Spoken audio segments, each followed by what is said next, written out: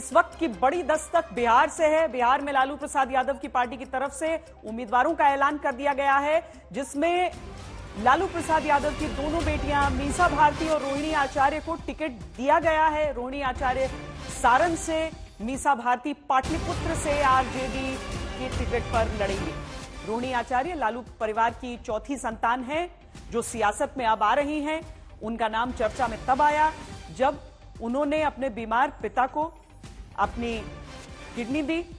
और मीसा भारती पहले भी पाटलिपुत्र से चुनाव लड़ चुकी हैं। इन सीटों पर गठबंधन के उम्मीदवारों के ऐलान का इंतजार था। अब उसमें चर्चा सारण सीट से रोहिणी की और पाटलिपुत्र सीट से मीसा भारती की थी, लेकिन अब औपचारिक ऐलान हो गया है। वैशाली से मुन्ना शुक्ला पर दांव लगाया गया है। पृष्ठभूमि हमारे साथ इस समय हमारे संवाददाता रोहित सिंह जुड़ रहे हैं पटना से। रोहित, कमोवेश जिन नामों की चर्चा जिन सीटों को लेकर थी वैसी इस लिस्ट में नजर आ रही है।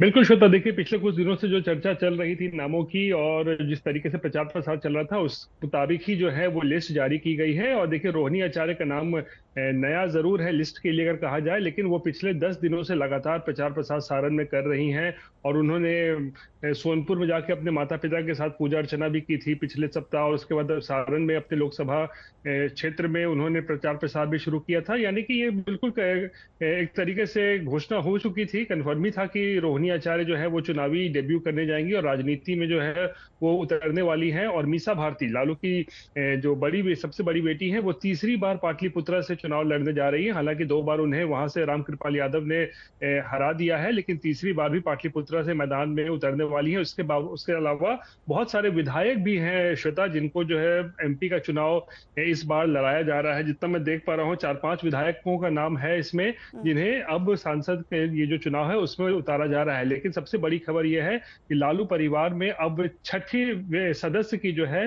वो राजनीति में अब आधिकारिक रूप से एंट्री हो रही है। और सिंगापुर में रहने वाली रोहिणी आचार्य अब बिहार के पॉलिटिक्स में जो है वो उतर चुकी है और सारण से आधिकारिक रूप से जो है वो अब प्रत्याशी है आरजेडी की, और उनके सामने होंगे राजीव प्रताप। तो मुकाबला कठिन ही रहने वाला है। लेकिन जैसे पहले लालू प्रसाद यादव, राबड़ी देवी, मीसा भारती, तेजस्वी, तेज प्रताप और अब रोहिणी आचार्य की भी एंट्री राजनीति में। बिहार में आरजेडी की सीटों का उम्मीदवारों का ऐलान हो गया। बहुत शुक्रिया रोहित इस बातचीत के लिए।